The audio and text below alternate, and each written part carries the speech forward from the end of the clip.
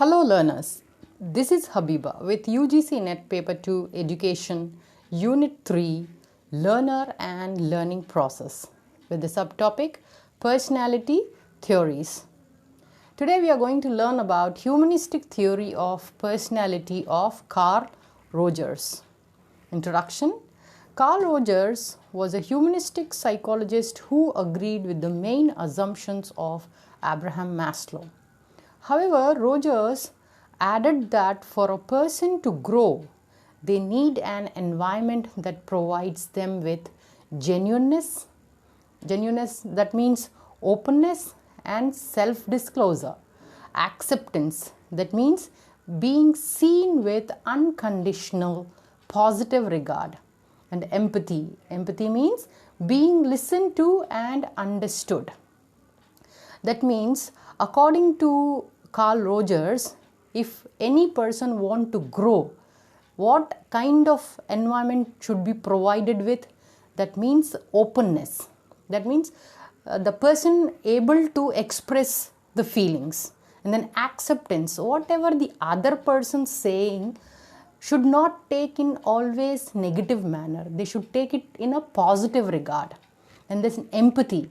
Empathy means understanding the feelings of others, putting ourselves into other shoes. So without these relationships, healthy personalities will not develop as they should. That means like a tree which will grow with sunlight and water. Same way with all these relations, only personality, healthy personality can grow. Rogers believed that every person could achieve their goals, wishes and desires in life when, or rather if they did so, self-actualization took place. This was one of Carl Rogers' most important contributions to psychology, and for a person to reach their potential, a number of factors must be satisfied. Self-actualization he has given importance to. What is self-actualization according to him? The organism has one basic tendency and striving. What is that? To actualize, maintain and enhance the experiencing organism. That means actualizing whatever real life situation, how to maintain that life and how to enhance that life with experiences.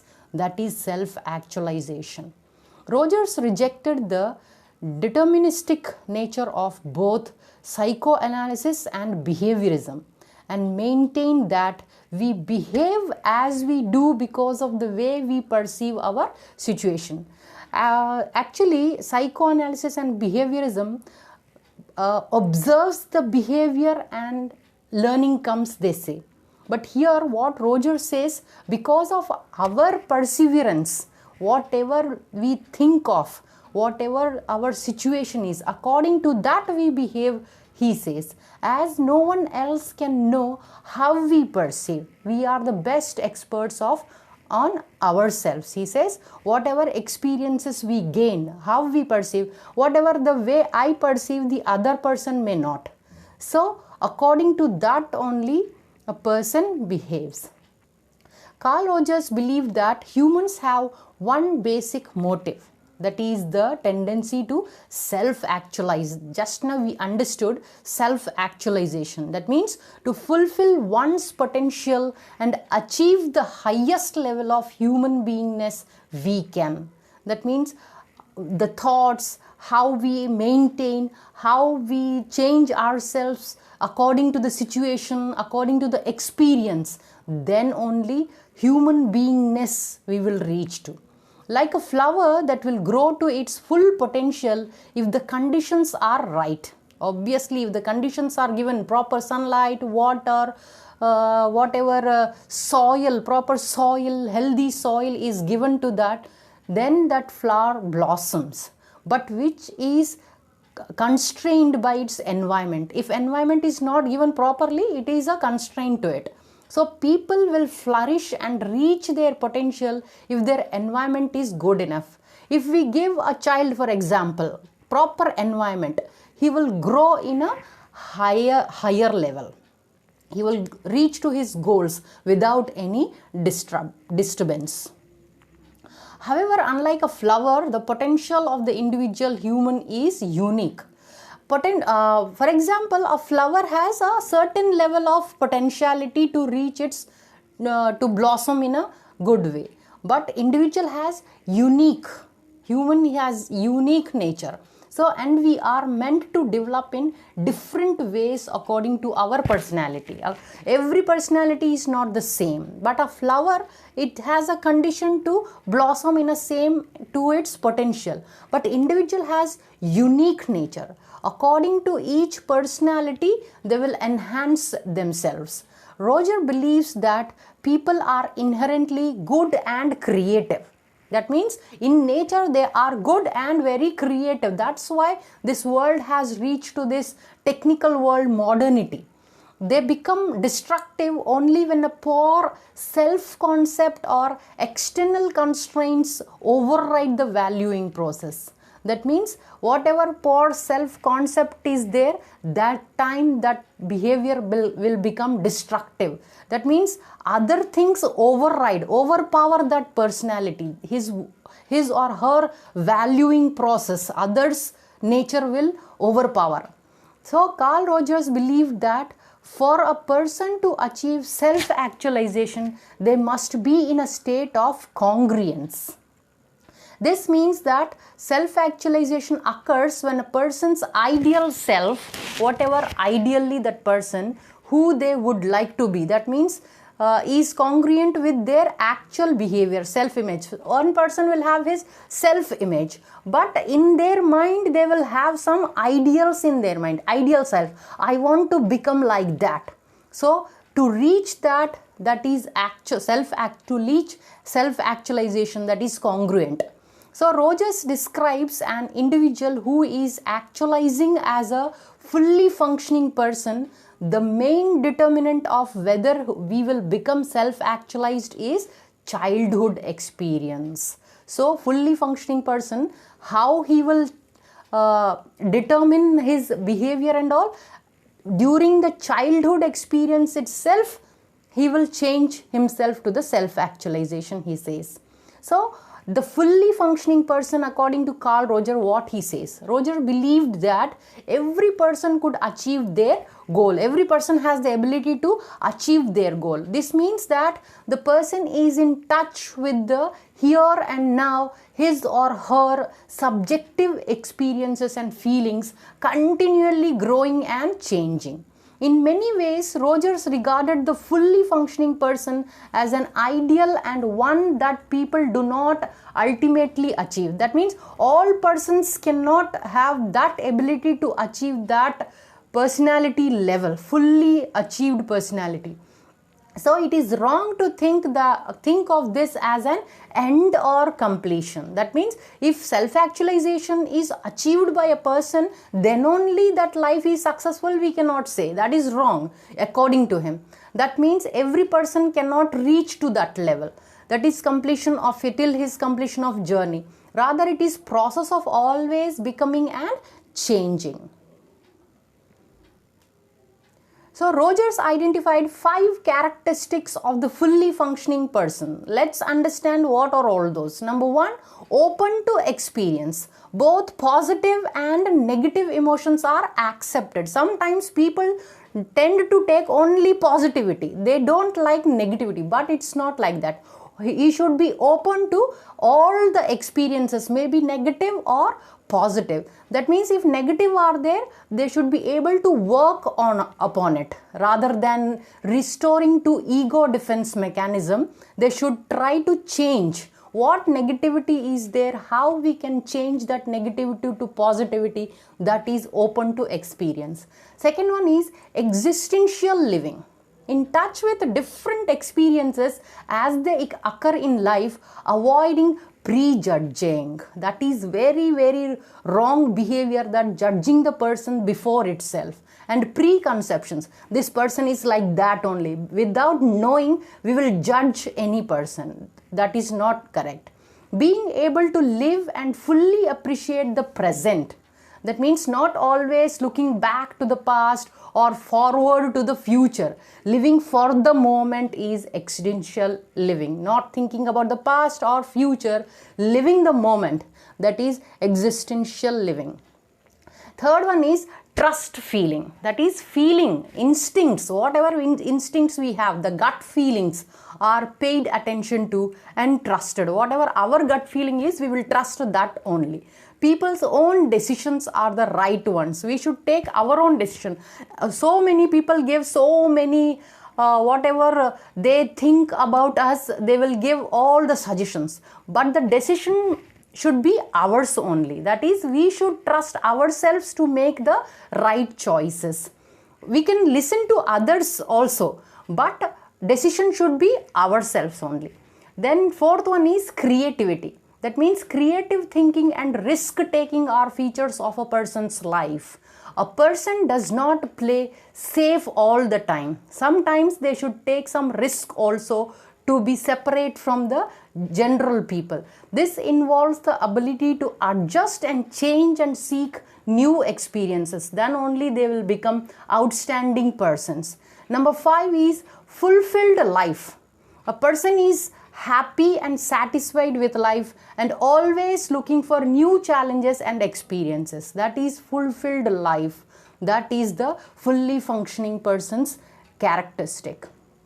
So for Rogers, fully functioning people are well adjusted, well balanced, and interesting to know. Often such people are high achievers in society. We have seen great personalities, how they achieve this success because of their behavior, because of their adjustment, well balanced and interesting to know the facts, new things. So they will achieve successful life in society.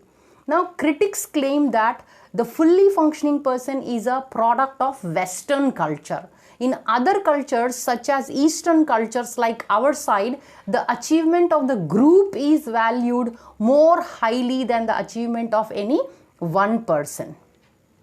Now, according to personality development, Rogers says, central to Rogers' personality theory is the notion of self or self-concept.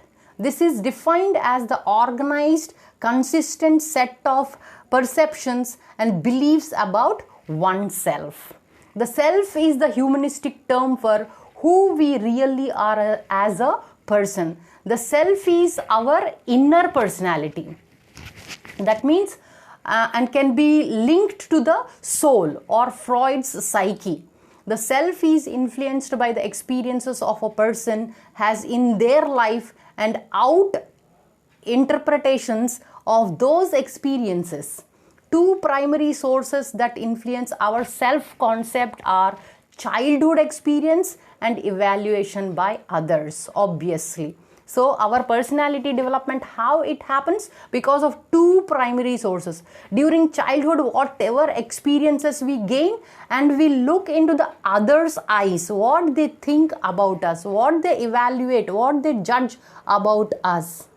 That is. So ways which are consistent with our self-image are which reflect that we would like to be like. Our ideal self, that is, the closer our self-image and ideal self are to each other, the more consistent or congruent we are and the higher our sense of self-worth. So, a person is said to be in state of incongruence if some of the totality of their experience is unacceptable to them and is denied or distorted in the self-image. So, already a person will have his own self-image and he want to become an ideal self. That is congruency. So the humanistic approach states that the self is composed of concepts unique to ourselves.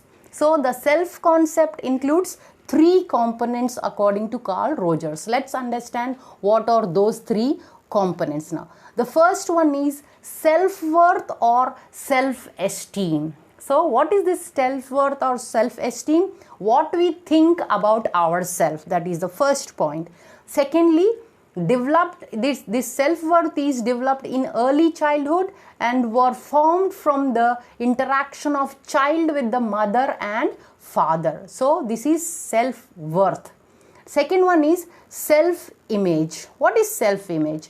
First point is how we see ourselves, that is important to good psychological health. That means perceive ourselves as a good or bad person, beautiful or ugly. That is a self-image. What we think about ourselves. That is self-image.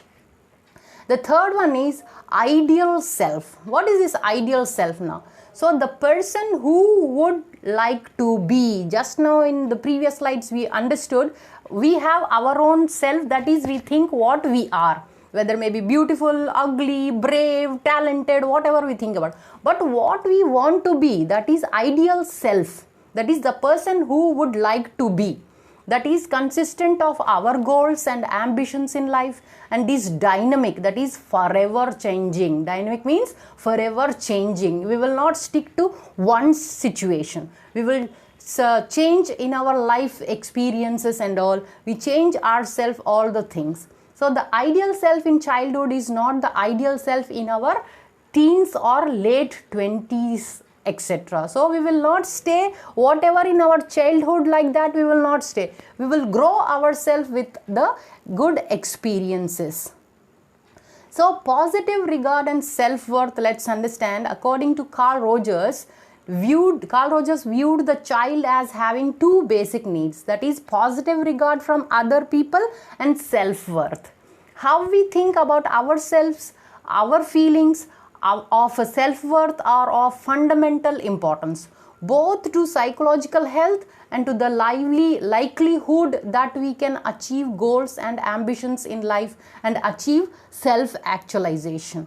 Self-worth may be seen as a continuum from very high to very low. For Carl Rogers, a person who has high self-worth, that is has confidence and positive feelings about him or herself, faces challenges in life, accepts failures and happiness at times, and is open with people. That is self-worth features. A person with low self-worth may avoid challenges in life, not accept that life can be painful and unhappy at times, and will be defensive and guarded with other people. So Rogers believed feelings of self-worth developed in early childhood and were formed from the interaction of the child with the mother and father. As a child grows older, interaction with significant others will affect feelings of self-worth. So Rogers believed that we need to be regarded positively by others. We need to feel valued, respected, treated with affection and loved. Positive regard is to do with how other people evaluate and judge us in social interaction. Rogers made a distinction between unconditional positive regard and conditional positive regard. That is, let's see what he says about unconditional positive regard. Is where parents are significant others. Parents are the significant others, and the humanistic therapist accepts and loves the person for what he or she is. For example, our parents, few parents, not all the parents, few parents, whatever the personality of the child is there, they will accept.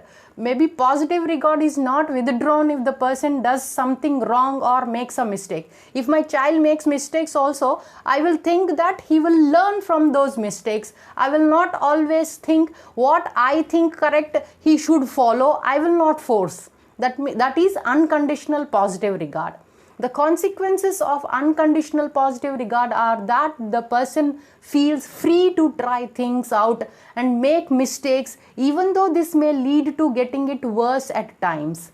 People who are able to self-actualize are more likely to have received unconditional positive regard from others, especially their parents in childhood. So all the parents should take this unconditional positive regard. Now, conditional positive regard is where positive regard, praise and approval depend upon the child. For example, behaving in ways that the parents think correct. For example, a few parents, whatever they think correct, that the child should do. Hence, the child is not loved for the person he or she is, but on condition that he or she behaves only in ways approved by the parents.